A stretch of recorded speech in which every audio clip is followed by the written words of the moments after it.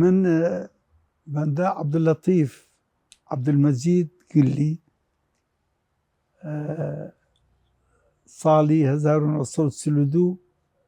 لە دوو سخڕماتوو لە دایک بوومە. باوکم زابتی شورتە بوو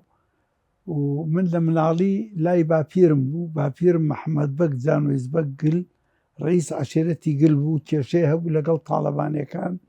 حکوومەت باپیرمیان ئیقامەی ئیجباری لە دوو سخڕماتوو دانابوو. فمن لای باپیرم لە لای ئەو گەورە بووم، لەوێ مەکتەبی ئیبتیداییم لەوێ تەواو کرد. دوایی متەوەسڵە نەچووم، باوکم چونکە زابط بوو هەر ساڵێ لە شارێ بوو. من لای باپیرم لە دوو سخڕماتوو ئیبتیدایی و متەوەستم لەوێ تەواو کرد. دوای ئەوەی تر نەقڵ بووین، هاتینە لەگەڵ باوکم بەدەم پێنجوین، پێش ماوەیە لە پێنجوین بووین. دوای هەڵەبجە بە هەر حاڵ لەگەڵ لای باپیرم بووم.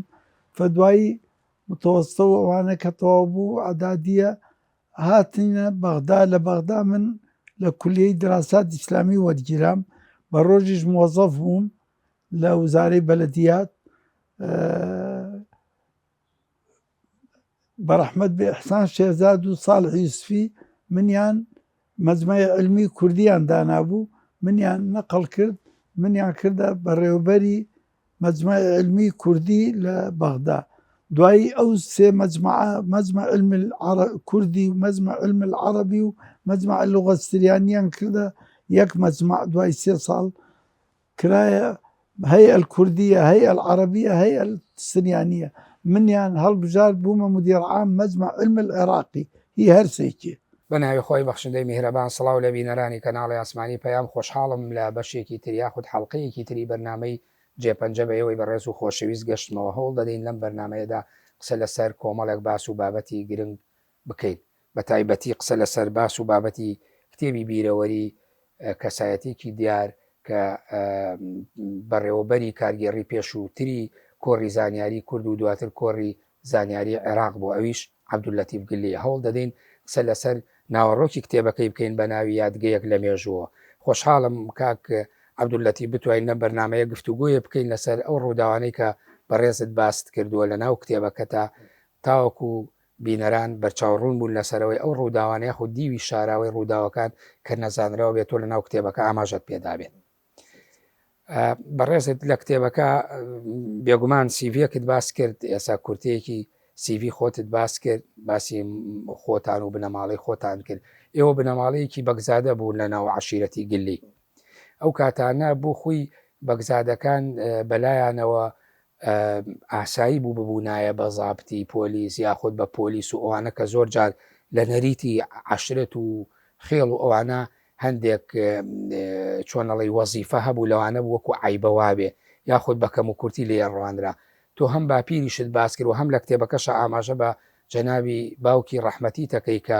پۆلیس بۆ چۆتە چەند شارێک، زابتی پۆلیس بۆ چۆتە چەند شار و شوێنێک وەزیفەی بینیوە. باپیرم بەعتیبار سەرۆکی عەشیرەتی گل بوو، لەبەرەوە باوکمیان کردە زابط لە کولی شورتە، تەواوی کرد بووە زابط شورتە و تر لە پێنجوین ماوەیە لە پێنجوین بوو چەند شارێکی کرد. من مناڵ بووم لە بیرەمە، ینی لە پێنجوین بووینە، دوایی لە هەڵەبجە بووینە، لە تەیناڵ بووینە، ئەوانە لە بیرەمە. قسەکە من لەوە بوو، یعنی تۆ زۆر باسی بۆنە خانەوادەی خۆتانەکەی کە خانەوادەیەکی بەگزادە بوو لە ناو گلێکانە. ئەو کاتانە بۆ خۆی بڵێن ئەفسەری پۆلیس و ئەوانە یاخۆی وەزیفەی پۆلیسی جۆرێک نەبوو لە عیبەکە بنەماڵە دیارەکان بڕۆن ئەو وەزیفەیە. باوکم داخل کولیە شورتە بوو بە زابتی، کرایە زابط بەعتیبار بەگزادەی گلە یەکێکە لە بەگزادە، ینی بنەماڵەی، ینی مەچەند ئەوانەی کە سەرۆک عەشیرەتوانە کوڕیان نەوە شورتە نەبوو. ئێوە لە دوو سخورماتووە باوکت وەکو خۆت ئاماژەی پێەکە ئەچێتە پێنجوێن، ئەو کاتانە لەوێ مدیری پۆلیس بوو لە پێنجوێن یاخود هەر بڵێن زابط بوو هەر لە ناو خودی شاری سنتەری شاری پێنجوێن لە پێنجوین بوو. دوایی لە پێنجوێن ینی یادگاری ئەڵێم ئێمە ماڵمان لەوێ مناڵبووم، سەگێکمان هەبوو، ئەم سەگە ماڵی بوو، یعنی بە دەرەجەیە لەگەڵ ئێمە لە ناو خواردنە لەگەڵ من بوو لە خەوتنە لە تنس من ئەخەوت کە نەقڵ بووین بۆ پێنجوین ماڵمان باری کرد سەگەکە کەوتە دوامان کەوتە دوای لۆرێکە و سیارەیەک قمەرە دایکمانی تیا بوو کەوتە دوامان هەتە هەڵەبجە لە هەڵەبجە هەر لەگەڵ ئێمە بوو ڕۆژێ دەرچوو دەرەوە لە دەرەوە نازانم کێ زەهرە شتێکیاندا بوو پێی لەوێ ئیتر مردارەوە بوو ئیتر لەوێ ناشتمان لە حەدیقەی حەلەبجە لەوێ ناشتمان باخی گشتی لەوێ بەڵێ جا ئەمە بۆ یادکاری ئەڵێم من ئەم قسەم بۆ کاکە حەمە کردم محەممەد حاجی محمود ڕەفیقمە زۆر ڕەفیقم بوو داوەتمی کرد سەفەرێ کوڕەکەی کە شەهید بوو عەتای کوڕی لە ماڵ ئێمە بوو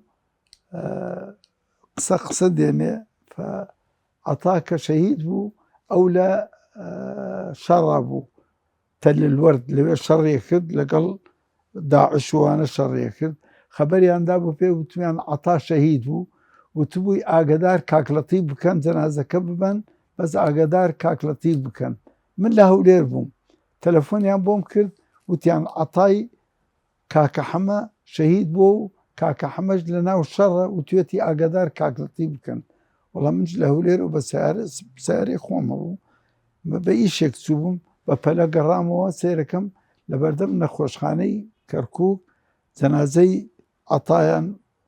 داناوە و دوسێ سیارە چاوەڕێی منەکەن بەڵێ ئەمە مناسبەی یعنی چی بوو لە باسی هەڵەبجەکەی ئێمە کە بۆ لە باسی هەڵەبجەت کرد ماڵیان چوو بۆ هەڵەبجە ماڵی بەڕێستان ئێمە چین باس لەبەر ئەوە ئەڵێم باس ئەو سەگاکەم کە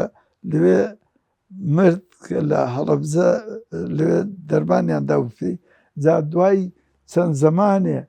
لای کاکە حەمەی حاجی محمود داوەت بوو قسەم بۆی کرد بوو وتی با بچین هەڵەبجە بزانین ئەی دۆزینەوە شوێن چینەکەی دۆزینەوە نەمان دۆزی بەڵێ بەڕێست باسی یەکەی یعنی ئێوە چوونەتە شاری پێنجوێن چوونەتە بەرزنجە تەیناڵ چەمچەماڵ و دواتر هەڵەبجە هەتا خۆیشت هەرەوە حیکایەتی تری شەگێڕیتەوە لە کتێبەکە کە تەنانە سەگەکەتان بە دیارییاوە بە کەسێک مەعاونی پۆلیس وە لە سلێمانی هێناوێت سلێمانی دواتر خۆی چۆتەوە گەڕایەوە بەلامان بۆ پێنجوێن بەرەبەر لە سلێمانیەوە گەڕایەوە سێرەکەن عەسرێ بوو لە ماڵەوەدان سێرەکەن سەگەکە هاتە ژوورەوە خۆی بەڕێزت لە کتێبەکە لە دەواازەکە کاتێ باسی خوێندن و خوێندەواری ئەەکەیت باسەوە ئەەکەی کە ئێوە لە پێنجوێن دراوسەی ماڵێک بوون ئافرەتێکیانە بۆ مامۆستا بۆ ناوی ست فاتیمە بووە منی بردە مەکتەب بەڵێ ئەڵەی بەیانیانەی بردم بۆ مەکتەب و نیوەڕوانەی هێنامەوە بەڵام هاتووی ئەم حکایەتت بەستۆتەوە دیسانەوە بە ست فاتیمەیی کە مامۆستا هەردی شاعیر لە دیوانە شعرەکەیە بۆ ست فاتیمە باسی ئەو کچەکە باسی ئەوە ئەکا ئایا ئەوە حەقیقەتی ست فاتیمەکەی شعرەکەی شاعیر ئەحمەد هەردی ئەمە ئەم شعرەی کە دەرکردبوو مامۆستا هەردی ئەحمەد هەردی عاشق ئەو کچە بوو ئەو کچە معەلیمە بوو مامۆستا بوو فبەیانیان ئەچوو لە چاخانە دانست چاخانەی سەر ڕێگای کچەکە کە ئەچووە قوتابخانە معەلیمە بوو ئەم بۆ ئەوەی بیبینێ زانیان کە سوکاریان زانیان چووبنە لای مدیری معارف سلەیمانی وتیان کاکە ئێمە کچەکەمان ئەمانەوێ نەقلیکەین لەم مەکتەبە نەقلیکەین بۆ دەرەوەی شاری سلەیمانی لەبەرەوەی ئەو هەتیوە بەیانیان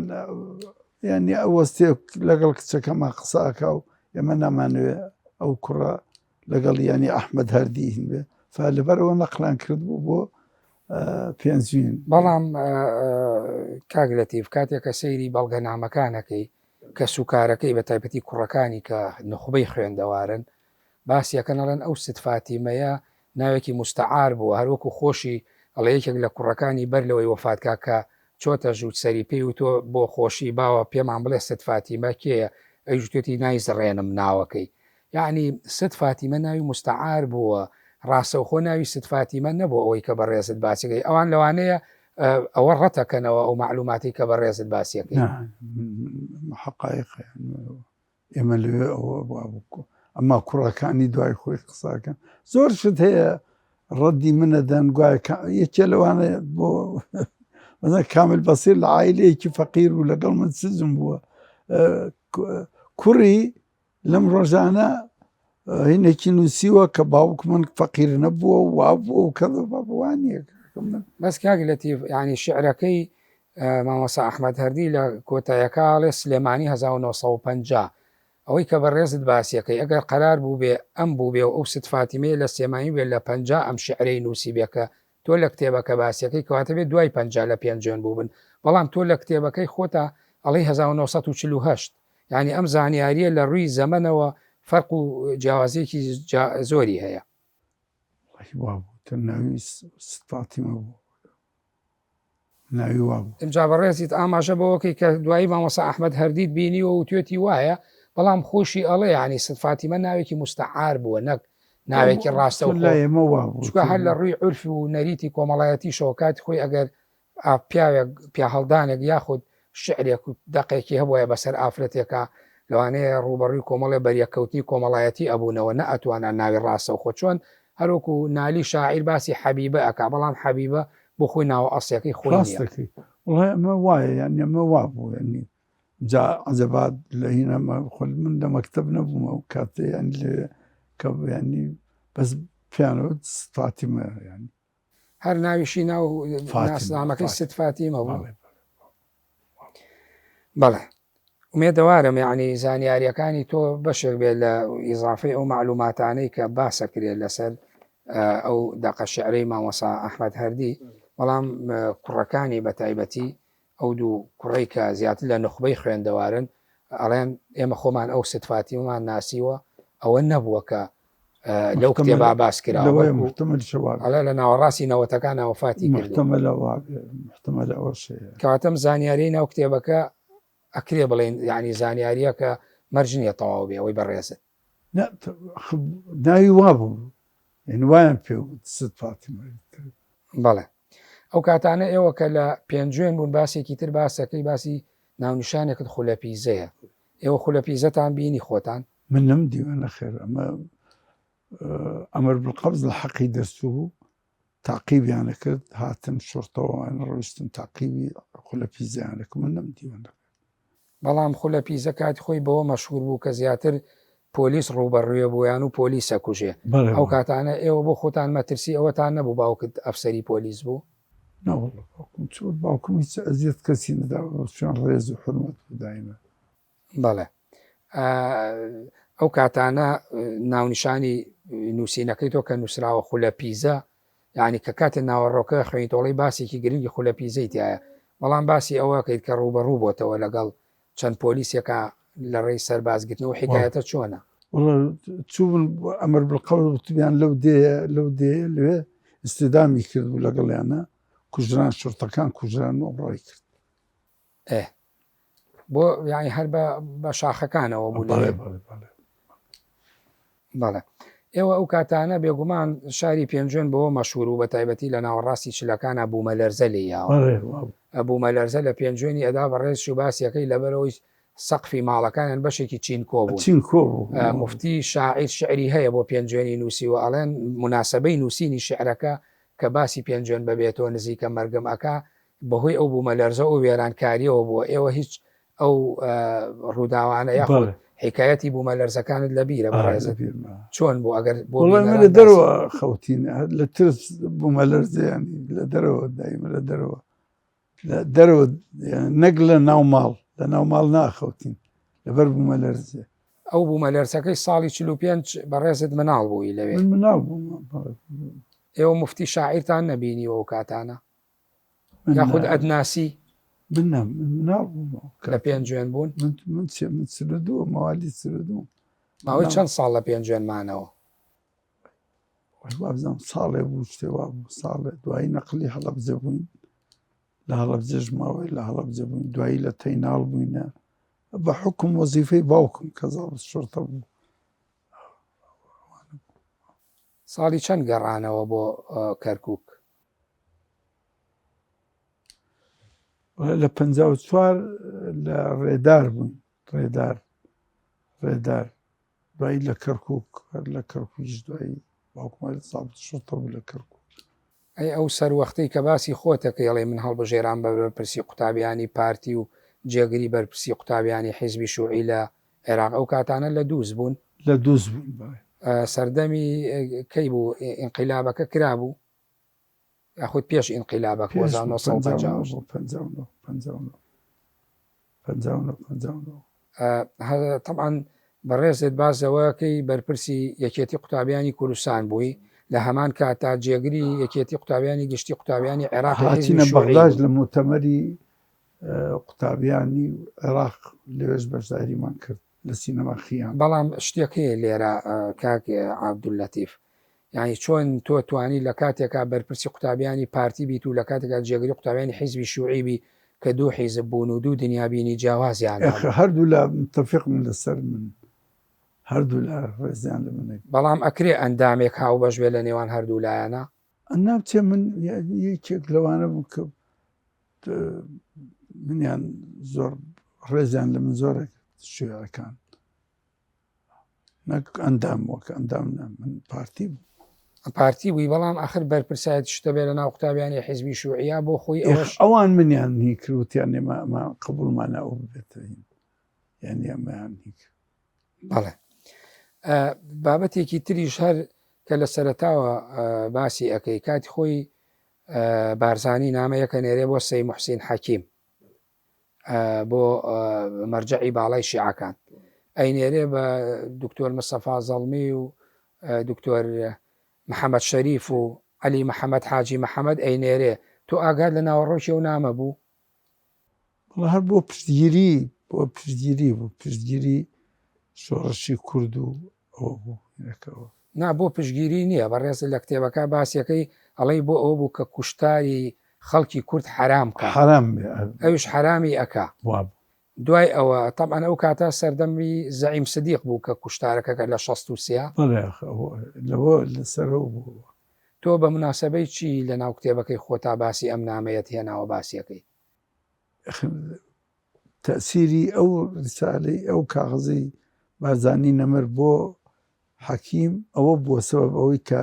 تەحریمی کوشتنی کوردی کرد، فتوای دەرکرد تەحریمی کوشتنی کورد ئەو لەسەر و نامەیە بوو. یعنی پەیوەندی بە جەنابتەوە هەبوو نامەکە؟ نانە من نەبوو بوو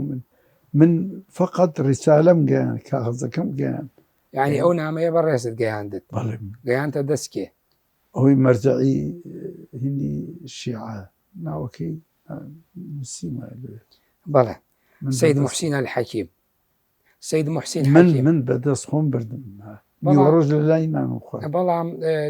دکتۆر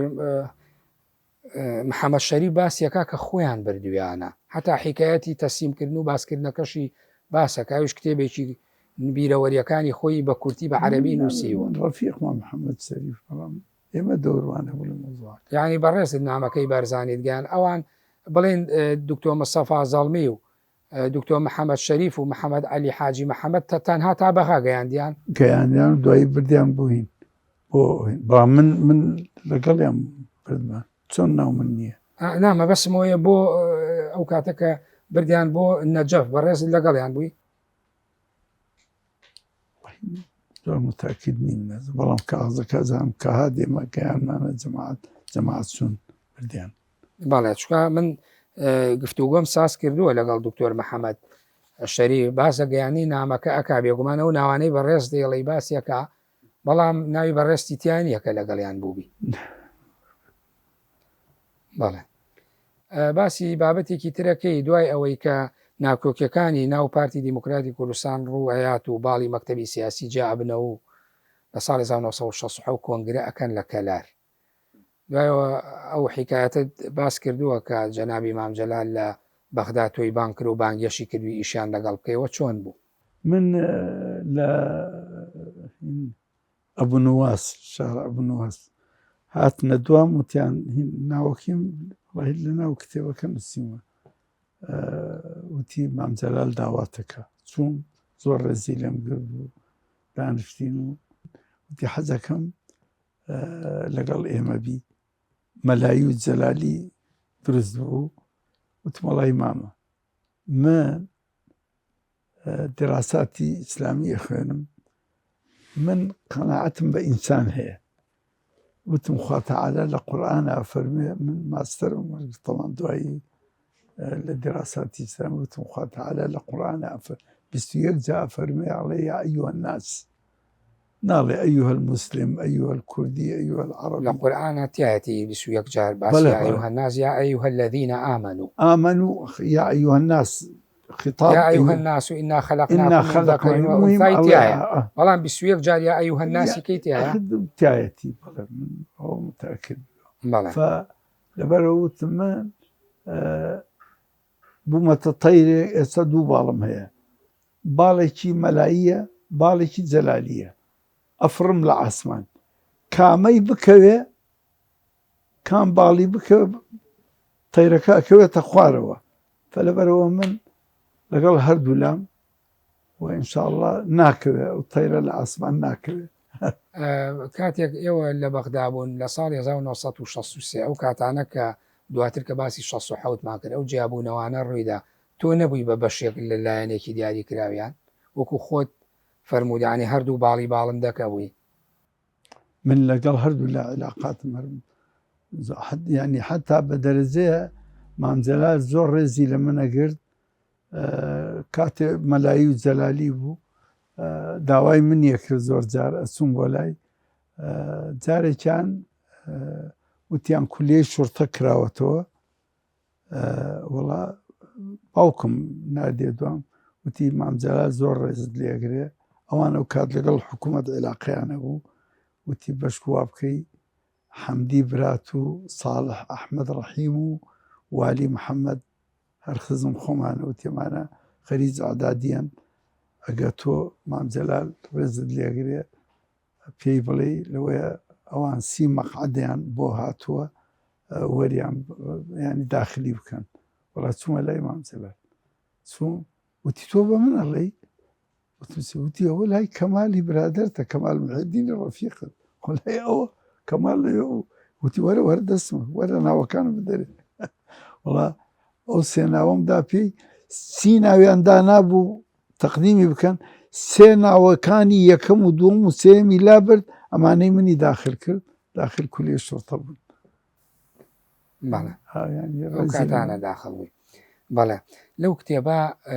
بەڵام ئەوەی کە تۆ دەرەکەوێت ینی هەر لەو کاتانەوە کە ئێستا بۆنمونە سەر بە یەک لایەن نەبووی بەڵام زیاترەوەی کە دەرەکەوی وەکو نزیکێک لە پارتی و لە بارزانانی و ئاوا دەرەکەوی لە ناو کتێبەکان و وەکو نووسینەکانت تەنانە ئەو بەو شێوە بیرکردنەوەی ئێستەشتەوە یعنی ئەو ڕابردۆ دوێ ناکردەوە نووسیوە ئەزانی چێ من یعنی جەناوی کاک مەسعود بارزانی برا گەورەمانە چەند بچوایە بۆ بەغدا من ئەوەڵ چوونی بۆ بەغدا داوای کرد من لەگەڵی بووم لە بەغدا منی نرد بۆ لای عەبدوڕەحمان عارف بەڵام ئەوە دوای پرۆسەی ئازادی بوو بەڵێ بەڵێ ئەوەڵین منی نرد بۆ لای عەبدوڕەحمان عارف بۆ لای ناجی طالب بۆ لای ئەوەی بەحر العلوم لە نەجەف من چووم یعنی بەناو جەنابی کاک مەسعود بەڵێ ئەوە یعنی لەوە ناچێ ئەمە گرفتێکی بەرنامەکەمان بێ بەڵام مەبەسم لایەنداری و بێلایەنی تۆ لە نێوان دوو باڵی جەلالی و مەلایکە خۆت باسیەکەی لە کتێبەکە یعنی سربەخۆ بووی بەڵام لە نووسینەکانە وا دەرناکەوێن یعنی نزیکایەتەکە و پارتی بوونەکە زیاتر لە نووسینەکانە دیارە لەگەڵ کاک مەسعود زۆر زیاتر ینی من ینی وەلو من لە ماوەیە نەخۆش بووم ینی کاک مەسعود زیاد لە لزوم ینی لەتوی بوو نەسان زانبیان من تووشی جەڵتە بووم جەڵتەی دەماغ لێرە طبی لە تورکیا منیان نرد جەنابی کاک مەسعود منی نرد ئەمریکی وتی بیبەن لێشەوە بەڵێم 3 جار 4 جار بە تەلەفۆن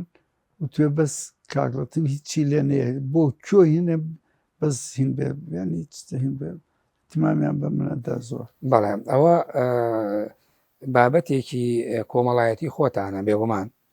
بەڵام یەک بابەتی تری گرنگ هەیە لە کتێبەکە کە زۆر کەسایەتی تێناوە باست کردوون هەستەکەی لە ناو باسەکانە نمونە تێناوەتەوە یعنی لە کورد لە عەرەب لە خەڵکی دەرەوەی عێراق یعنی ئەو بابەتی ئەو ناوی کەسایەتیانە کە ئەیژمێری نزیکی 100 ناویەکاتەوە تۆ سیڤیەکانیان بە کورتی و کۆمەڵی حیکایەتی شیونووسیەوە کە باسییان کردووە ئەوانە پەیوەندیان بە بیر و بۆچوونەکان و بیرەوەریەکانی بەڕێستانەوە هەیە چۆن لەگەڵ علاقاتیانە بۆ علاقاتی شخصی لەگەڵ بۆ نمونە تۆ باسی نووری سەعید دەکەیت نووری سعید من نەمدیوە بەڵام بیستومە ینی بیستومە باسی نووری سەعید دەکەی کاتێک گەڕاوەتەوە لە دەرەوەی وڵات لە لوبناان 4 کیلۆ لیمۆی هێنا و لە کارمەندی فڕۆکەخانەکە لی وەرەگریانی ئەو بابەتانە خزمەت بە و بیرەوەریانە ئەەکەن چیمان پێڵێن حقیقەتە ینی هەموو بەغایان زانی 4 کیلۆینەکەیان لێ وەرگرد و فڕیاندا ئەو سپاسیانی کرد خۆی نووری سعید دوایی سپاسیانی کرد نووری سعید چۆتە حلە مەزەنن چۆتە حلە لەوێ مناسبەیە بوو یەکێک هەڵساوە توێتی مەدەحی کردووە نووری سعید عفوان ئەوەی باسی نووری سعید و ساڵح جەبرە ساڵح جەبر نووری سعید ڕێحانە و صالح جبر نووری سعید شدد ورد صالح جبر ريحانة قال لا انتم ما تقولون انتم تقولون نوري سعيد صالح جبر نوري سعيد قندرة وصالح جبر قيطانة بەڵام خۆشی باسی ئەکان لە کتێبەکە تۆ باسیەکەڵی و توێتی ئێوە قەدری من نازان لە ئێستا بەس من دوعا بکەن ئەو قۆندەرێ نەدڕێ بدڕێ هەمووتان غەرقە بن دوای فعلەوە بوو بۆ چوونێکەیە کاک عەبدولەتی باسەکەن ئەڵێن سەردەمی مەلەکی باشتر بووە لە سەردەمی کۆماری لە عێراقا تۆش هەمان قەناعەتت هەیە لە چ ڕوویەکەوە والله يعني ئەمان هەبوو هیچ خەڵک ئەمین بوو حرمەت هەبوو ئێستا ئەزمەی پیاومان هەیە ئەو کات هاوسێ لەگەڵ هاوسێ من لە بیرمە لە گەڕێکی بەگلەر لەوێ ماڵمان لەوێ بوو باسم کردووە لە کتێبەکە ماڵ سابر بۆ ڕچی هەبوو تورکمان بوون دەوڵەمان بوون تەلەفۆنیان هەبوو گەڕەکەکە حەوت هەفت ماڵ بوو تەلەفۆن شتیان نەبوو ببوونە بەدالەی ئەو گەڕەکە تەلەفۆنیان بۆیانەکە بێ زەحمەت ماڵ تورکمان بوون لە ماڵ مەزان کاک سعید یەکێک با ئەمانەوە قسەیان لەگەڵ بکەن دوور بردەقا یان بۆستە هاتنە ئەندا لە دەرگاکەن ئەو بێ زەحمەت ئەوە لە تەلەفۆن داواتانەکەن یعنی ئەوە عیلاقات وا بوو بەڵام سەردەمی کۆماریەوە نەما تۆ وەکو ئەم بۆچوونەت وەکو ئەوە نییە کە کوڕی ماڵە بەگزادەیەکی تو ئەو کاتانە دەسەڵاتی مەلەکی پشگیری مەلاکەکان و بەگەکانیە کرد دوایی نەما و یاسای ئیسلاح زەراعی دەرچوو ئەم قەناعەتت هی ئەوەیە یاخۆی وەکو واقعەکەی ئەڵێیت بەڵام زانی چێ من ناڵم ئاغاکان دەوریان هەبوو وەختی خۆی بەڵام دوای ئەم ئیسلاح زەراعی دەرچوو تەواوان تێکچوو وەزعەکە تێکچوو فەلاح هەڵگەڕایەوە وەزعێکی تر دروست بووە یعنی مەلەکی بەلای منەوە زۆر خۆشتر بوو لەوەی کە بووە جمهوری بووە فەوضا بوو یعنی حتا ئەحزاب کەوتنە زوجەیەکتری وکەڵە ئەو نمونەی نووری سعید و 4 کیلۆ لیمۆ کرد بۆ ئەوەیە ناوەتەوە کە ئەو کاتانە سەرۆکەکان خازیع بوون بۆ یاسا لە وڵاتە قوربان نەک بەسەوە مەثەڵ مەلیکی عێراق فەیسەڵ مەلیک فەیسەڵ چووەتە سەرسەنگ ژنی نەبوو میمکەکانی لەگەڵ خۆی ئەبرد ئێستاش ئاثاری ماوە لە سەرسەنگ لەوێ قومسێری زابتی شورتە دێتە لای مەلیک و سەلامی لێ کاڵێ قوربان بەخێر هاتوونە و کەڵە و ئەمرێ ئەڵێ بێ زەحمەت شورتەیەکمان بۆ دابنێن بەیانیان بێت ئێمە هینمان هەیە تەباخمان هەیە بێت چیمانەوێ بازاریمان بۆ بکە و بگەڕێتەوە بۆ دەوام خۆی ئەڵێ ئەمریکای پۆلیسێک بە ناو کاکە حەمە ئەو دائنێن کاکە حەمە هەموو ڕۆژێ ئەڕاتە لای تەباخەکە چیان لەوێ بازاریان بۆکە وەگەڕێتەوە مەلیک سێرەکان کوڕە زۆر مؤدەبە بانگێکاڵە وەرە بڕۆ خەتێ ببەستە بۆ خۆت ببە شورتی ئەوەل وڵا ڕوا خەتێ بەستێ و بازاریەکەوە چێ بۆ دەوام قومسێرەکە زابتی شورتە بانگێڵێ وەرە ئەمە چێم خەتە ئەڵێ وەڵا قوربان دوێنێ جەلال مەلیک ئەم خەتەی بە مندا ئەڵێ جەلال مەلیک کەی سەلاحیەتەوەیە بە تۆ خەت بە دایکەنە دایکەنە دایکەنە وڵا دایەکەن يعني أروح بازاريك أمريكا بين زيرك خطك أنا ما وبانجك على ورا كوا خطكت كوا على صاحب الجلالة والله دنيا قمسير إهانة ميكر وتم جلالة الملكة وخطيبة من دعوة من بتي دايكنا بتي والله غصتك عفو بك تواوق سكيت وعد به كقراينوها يعني بو بغداد قرينا كتابي أكم بو وزاري داخلي بشكو إن شاء الله أو خطت بو الترتيب كان بالدنيا دولته ملك فيصل دوام بله فيصل يدوم بله فيصل يدوم خانو ايوه خانو كي تعمير بكا كتاب انه سيبو مجلس بو رئيس وزراء على بيز احمد بن صدينا القرض بدني خانو كمان تعميره كين الله مصطلحية يمنية عرض بكري لبرلماني عراقي وان موافقة بكم يلا اتواني بالدينة نايدا بەڵام سەرکردەکانی ئەم ڕەوانی نخير استوى اشترى نخير ئەو نمونەیەت بۆ پەندیە ناوەتەوە کە بە سەرکردەکان بڵێ دوێنێ وابوون و ئەمڕۆژ وایە واي واقع واي نفاق زور بەڵێ باسی محەممەد ئەمین زەکی بەگی مێژوو نووسەکەیت ئەڵێ کەسێک بوو کاتێک کە مرد کفنی نەبوو چون كفني نبود